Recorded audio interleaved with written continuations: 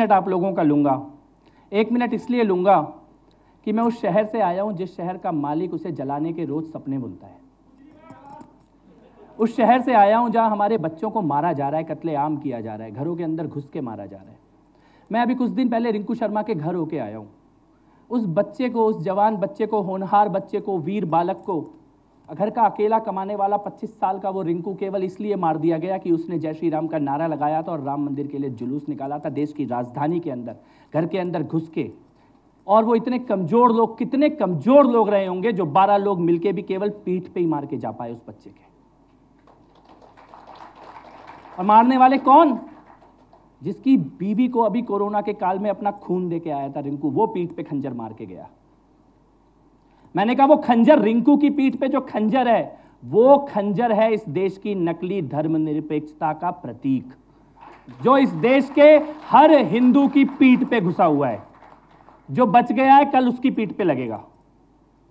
उस रिंकू शर्मा के लिए, उस ध्रुव त्यागी के लिए जो स्कूटर पे जा रहा था, उसकी बेटी को किसी ने छेड़ा, उसने वापस आके बोला कि मेरी बेटी को क्यों छेड़ते हो, तो उसकी हत्या कर दी गई।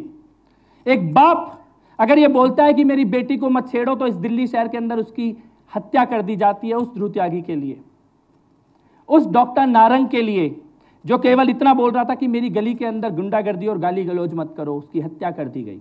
वो बेसोया, रूप बेसोया जवान लड़का जिसने कहा कि यहां ड्रग मत बेचो, उसकी हत्या कर दी गई। वो अंकित सक्सेना जिसने केवल एक मुस्लिम लड़की से प्यार किया था, उसकी हत्या कर दी गई। राहुल शर्मा जिस लड़की से प्यार किया था, उसी लड़की से फोन करवा के बाहर सड़क पे बुला के उसको मारा गया। IB officer Ankit Sharma, IAS में जिस प्रकार से ट्रेनिंग दी जाती है, किताबों में जिस प्रकार से लिखा है मारने का, उस प्रकार से 51 बार उस जवान होनहार वीर बहादुर आईबी के अफसर को चक्कुओं से गोद गोद के ताहिर हुसैन के घर के अंदर ले जाके मारा गया। वो अंकित शर्मा, वो विनोद कश्यप जो अपनी गली के बाहर खड़ा था, उसको मार के गए। वो दिनेश खटीक, दलित समाज का वो आदमी जो बैटरी बेचने का काम करता है, केवल अपने काम के लिए निकला था, उसको मार के गए। वो प्रीति अग्रवाल जिसको अपने 2 बच्चे अपनी तीसरी मंजिल से छत से नीचे फेंकने पड़े क्योंकि पूरे घर को आग लगा दी गई थी। उनकी वीरता को प्रणाम करने के लिए, उनकी बहादुरी को सलाम करने के लिए, उनकी शहादत को नमन करने के लिए, उनको अपनी श्रद्धांजलि देने के लिए आपका 1 मिनट मांगता हूं कि 1 मिनट के लिए खड़े होकर ये सभी वीर बहादुर अपने बच्चों को, भाइयों को, बेटों को 1 मिनट की श्रद्धांजलि जरूर दें। उसके बाद अपनी बात शुरू करते हैं।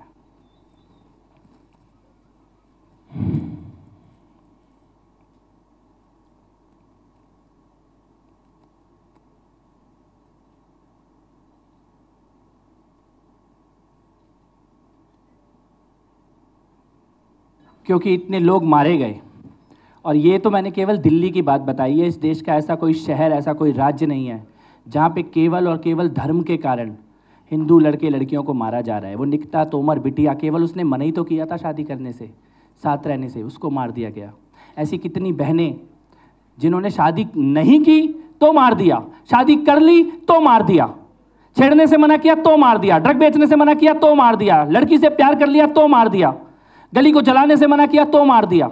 ऐसे कितने लोगों को मारा गया है, कितने लोगों को मारा गया है। मैं एक बार चाहता हूं कि ये सभागार एक लाइन को 5 बार मेरे साथ मिलकर बोले। बोलेंगे क्या? लाइन ये है, हां मैं हिंदू हूं और ये कोई अपराध नहीं है। हां मैं हिंदू हूं और ये कोई अपराध नहीं है। हाँ मैं हिंदू हूं और ये कोई अपराध नहीं है। ये बहुत जरूरी है इस बात को बार बार कहना, क्योंकि जो मारते हैं वही अपना विक्टिम कार्ड लेकर बैठे हुए हैं। कल यहां पे आने से पहले मैंने कुछ लाइनें लिखी थी, वो मैं यहां बोलना चाहता हूं। मैं यहां पे दर्द भी लेके आया हूं, गुस्सा भी लेके आया हूं, और एक रास्ता जो मुझे समझ में आता है वो रास्ते की बात करने के लिए भी आया हूं। मैंने ये लिखी थी लाइनें कल आते समय यहाँ पर, जब मैं आ रहा था इस कार्यक्रम के लिए, तो मेरे मन में कुछ भाव आए। वो भाव आपके सामने शेयर करना चाहता हूँ।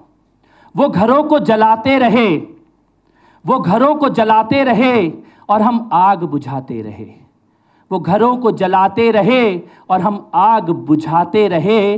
वो फिर भी मासूम बने हैं और हम फिर भी दंगाई हैं। वो फिर भी मासूम बने हैं और हम फिर भी दंगाई हैं। कोई नहीं गया उस अंकित शर्मा के घर में, कोई नहीं गया ये विनोद जी के घर में, कोई नहीं गया दिनेश खटीक के घर में। उसके घर में कौन गया? उसके घर में मैं गया, हम लोग गए, ये डिजिटल हिंदू कहलाने वाले लोग गए। वो रिंकू शर्मा के घर में अखलाक के पास जाने वाले केजरीवाल को टाइम नहीं मिला रिंकू शर्मा के लिए 2 शब्द भी ट्विटर पे लिख दे, लेकिन उसके लिए जब गए तो हम लोग गए। 9,000 लोगों ने पूरी दुनिया से मिलकर 1 करोड़ रुपया उसके परिवार को जाके दिया। वो घरों को जलाते रहे, हम आग बुझाते रहे, वो फिर भी मासूम बने हैं, हम फिर भी दंगाई हैं। दिलबर गया, दिलबर नेगी 20 साल का लड़का, देखा है आपने कैसे मारा उसे? किसने देखा है दिलबर नेगी को? 20 साल का लड़का, पहले हाथ काटे दोनों, फिर पैर काटे दोनों, तब भी तो वो मरा नहीं था, जिंदा था, जिंदा आग में फेंक दिया गया उसको। दिलबर गया, रिंकू गया, राहुल गया, नारंग भी गया। नाच नाच मेरी दिल्ली, तूने मुफ्त की बिजली पाई है। नाच मेरी दिल्ली, तूने मुफ्त की बिजली पाई है। वो हमें मारेंगे, काटेंगे, जलाएंगे हमें। वो हमें मारेंगे, काटेंगे, जलाएंगे हमें, और हम आह भी भर देंगे तो बोलेंगे कि हम बलवाई हैं, और हम आह भी भर देंगे तो बोलेंगे कि हम बलवाई हैं। अभी चुप बैठो मेरे दोस्त, अभी चुप बैठो मेरे दोस्त, अभी कुछ ना बोलो, अभी चुप बैठो मेरे दोस्त, अभी कुछ ना बोलो। जलने दो पड़ोसी का घर, जलने दो पड़ोसी का घर, अभी आग तेरे घर तक थोड़ी आई है, अभी आग तेरे घर तक थोड़ी आई है। अंकित शर्मा वो नाले से निकला था, उसका हाथ रस्सी से बंधा हुआ। जिस हाथ में राखी बंधती थी उस हाथ में रस्सी देखी है? जिस हाथ में राखी बंधती थी उस हाथ में रस्सी देखी है? उनकी किताबों में वो आज अंकित था, उनकी किताबों में वो आज अंकित था, लेकिन कल तेरा भी नंबर मेरे भाई है, कल तेरा भी नंबर मेरे भाई है। तू परेशान नहीं है, ये मेरी परेशानी है। तू परेशान नहीं है, ये मेरी परेशानी है। तेरी चुप्पी तेरी मौत का पैगाम लेके आई है, तेरी चुप्पी तेरी मौत का पैगाम लेके आई है। चुप रह सकते हैं क्या? रहना चाहिए क्या? चुप रह के बच पाएंगे क्या? अभी मैं पिछले महीने आया था भाग्यनगर, ये हितेश यहां बैठे हैं, हितेश ने एक कार्यक्रम रखा था, उधर पोस्टर लगा हुआ था, कमलेश तिवारी, चंदन गुप्ता, निकिता तोमर, अंकित शर्मा, रिंकू, राहुल, ऐसे फोटो लगी थी, और 2 खाली छोड़ दी थी, 2 जगह खाली छोड़ दी थी उस पोस्टर में। किसके लिए छोड़ी थी वो खाली? एक आपके लिए और एक मेरे लिए। कोई भी हो सकता है उस जगह पे, कोई भी हो सकता है अगर हम चुप रहेंगे। अगर हम, वो बिल्कुल सही कह रहा था प्रदीप भाई, बिल्कुल सही कह रहा था, अपने हक के लिए बोलना कम्युनल है क्या? अपने हक के लिए बोलना तो आतंकी है क्या? अपने हक के लिए बोलेंगे तो हम दंगाई हो गए क्या? आतंकवादी हो गए, रेडिकल हो गए, कट्टर हो गए तो हो गए।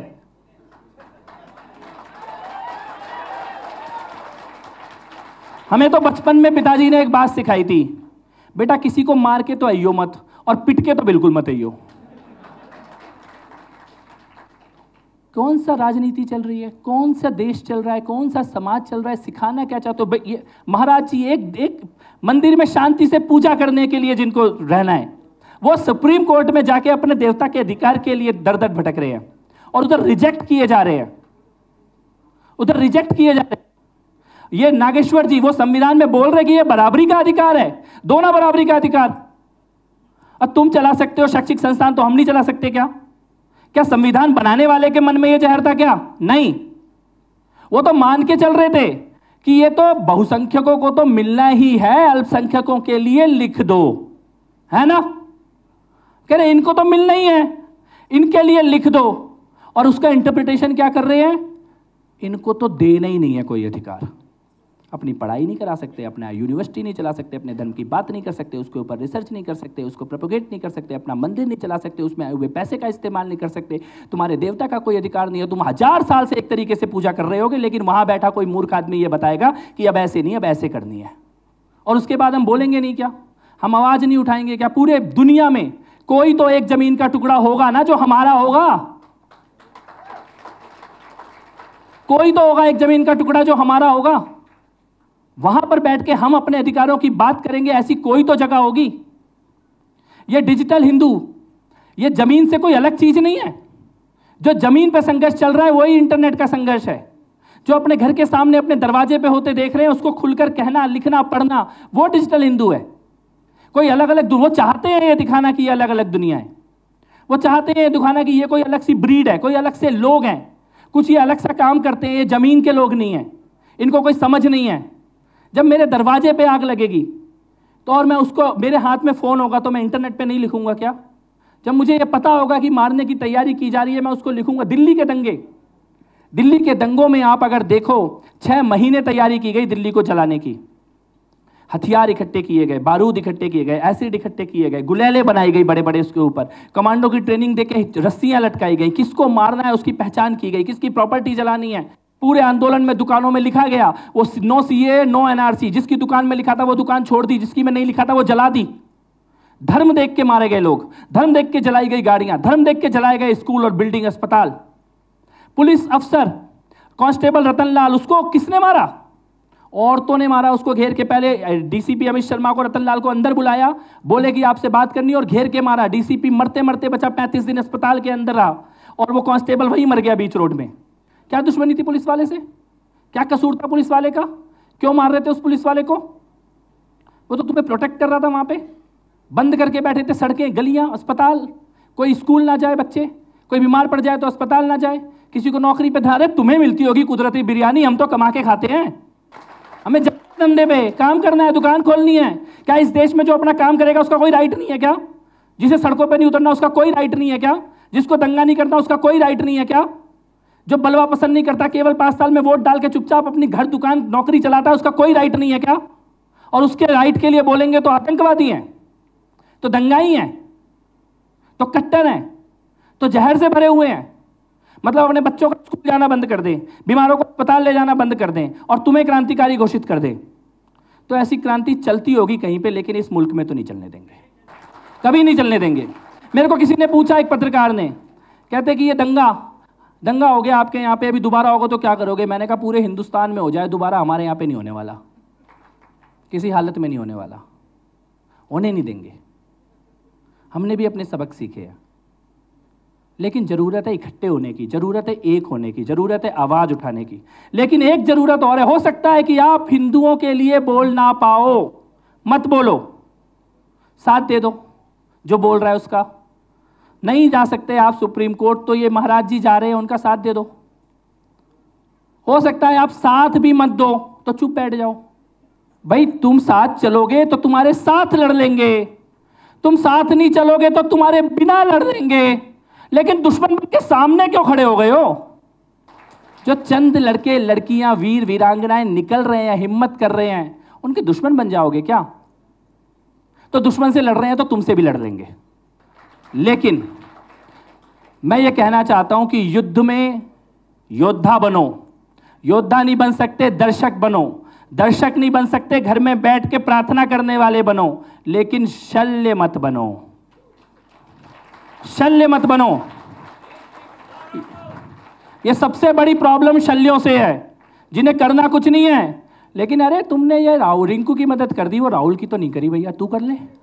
करो, नहीं कर सकते तो कर रहा है उसे करने दो, साथ देने दो, हाथ से हाथ बढ़ाओ। इस देश का ऐसा कोई गांव, ऐसा कोई शहर, ऐसा कोई इलाका नहीं है जहां पे कोई ना कोई अपने धर्म की रक्षा के लिए काम ना कर रहा हो, कोई ना कोई वीर बहादुर ना खड़ा हो। सब जगह खड़े हैं, लेकिन उनकी कमियां तो मत निकालो, उनकी टांग तो मत खींचो, उनको कमजोर तो मत करो, उनको अकेला तो मत छोड़ो। वो यहां से ये 2 चूहे, ये ओवैसी, इनको पूरी दुनिया में घुमा रहे हैं। हाँ, चूहों को गालियां, सॉरी, उनको दुनिया में घुमा रहे हैं, और हम अपने योद्धाओं को वहीं रुक जा, वहीं बंद हो जा, निकल मत। कानून की मदद के लिए तरसा देते हैं, वकील मिलने के लिए तरसा देते हैं। अभी परसों मेरे पास फोन आया, वो एक बहन है दिल्ली में, उसके भाइयों को उधर जेल के अंदर मरकरी का इंजेक्शन देके मारने की कोशिश की गई, दिल्ली दंगों के उनके ऊपर केस है। तो कोई तो बचाएगा ना, कोई तो जाएगा, कोई तो खड़ा होगा। वो कोई हमें बनना है, वो कोई कहीं ऊपर से नहीं आना।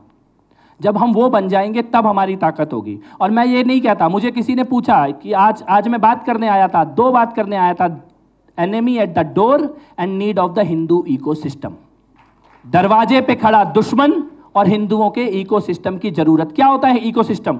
इकोसिस्टम ये होता है कि जब दिल्ली को जलाया, जब दिल्ली में दंगा हुआ, तो एक लड़का निकला शाहरुख, और ऐसे गन लेके बीच रोड में आया पुलिस के ऊपर। अब इकोसिस्टम का कमाल देखिए कि रवीश कुमार रात को 9 बजे, उसका नाम अनुराग मिश्रा बता रहा है टीवी पे, उसकी नौकरी आज तक नहीं गई है। सफेद झूठ शाहरुख को उसने अनुराग बता दिया। वो विनोद कापड़ी, उधर मेरठ के पास दंगा हुआ, वहां की भाषा में वहां की एक औरत ने बोला कि मुल्लन ने मारा है। मुल्लन ने क्या बोला? मुल्लन ने मारा है। और वो उधर ट्विटर पे लिख रहा है कुंदन मार के गया है, कुंदन। हमें हंसी आ रही है, लेकिन ऐसे झूठ बेचा जा रहा है, ऐसे हमें हत्यारा साबित करने की कोशिश की जा रही है। मतलब हम मरेंगे भी और हम ही हत्यारे भी साबित होंगे। इसे कहते हैं इकोसिस्टम। कैसे कैसे वकील खड़े हो रहे हैं। वो दरियागंज में रात को 11 बजे थाना जलाया गया। थाना जलाने के बाद जितने लड़के पकड़े गए, रात को 2 बजे उधर मजिस्ट्रेट बैठा हुआ है, जुवेनाइल है, जुवेनाइल कोर्ट में जाके इनको छुड़ाया जाए। और छूटे वो लड़के, रात को थाना जलाने वाले लड़के छूट गए। और क्या ये हर्षमंदर की एनजीओ में काम करते थे, अभी निकल के आया, केस लगा उसके ऊपर। वो हर्षमंदर जिसके लड़के जाके दरियागंज में थाना जला रहे हैं, वो सुप्रीम कोर्ट में खड़ा होकर पिटीशन डाल रहा है कि कपिल मिश्रा को जेल में डाल दो। हलवा है क्या? कुछ भी करोगे क्या? कुछ भी करोगे क्या? इसीलिए हमारे को इकट्ठे होने की जरूरत है। अगर कोई हमारा भाई कहीं खड़े होकर, कोई बहन कहीं खड़े होकर धर्म के लिए काम कर रही है, उसका हाथ थामने की जरूरत है, उसको मदद करने की जरूरत है, उसके लिए लिखने की, बोलने की, वीडियो बनाने की जरूरत है। उसको पैसे की जरूरत है तो उसके पास पैसा पहुंचाने की जरूरत है, वकील की जरूरत है तो उसके पास वकील पहुंचाने की जरूरत है। और ये कैसे होगा? ये केवल इंटरनेट के माध्यम से होगा, ये केवल डिजिटल के माध्यम से होगा। ये सौभाग्य है। मुरली जी बिल्कुल सही कह रहे थे। ये झूठ जो बेचा जाता था 70 साल से, झूठा इतिहास, झूठा वर्तमान, झूठी सच्चाई, वो झूठ अगर तोड़ने की ताकत आई है तो ये इंटरनेट के माध्यम से, सोशल मीडिया के माध्यम से हमारे पास आई है। ये बड़े बड़े पद्मश्री बैठे हुए हैं ना, ये पद्मश्री बैठे होता है और वहां खड़े होकर दिल्ली में बैठ के झूठ लिखता है। तब इधर भाग्यनगर में बैठी मेरी कोई भी बहन ट्विटर पे उसके सारे झूठ का पर्दाफाश कर देती है। ये ताकत हमारे पास आई है इंटरनेट के माध्यम से। इस ताकत का इस्तेमाल करना सीखना है। अपने लिखने की, बोलने की, पढ़ने की शक्ति का इस्तेमाल करना सीखना है। अपनी आइडेंटिटी पे गर्व रखना ही है, क्योंकि हम अकेले हैं पूरे विश्व में। पिछले 2000 साल के इतिहास में हम अकेले हैं जो दोनों राक्षसी शक्तियों के हमले के बावजूद भी ज्यों के त्यों मजबूत खड़े हुए हैं। हम अकेले हैं। वो पढ़ाते होंगे हमारा झूठा इतिहास, वो बताते होंगे हमें झूठी हिस्ट्री।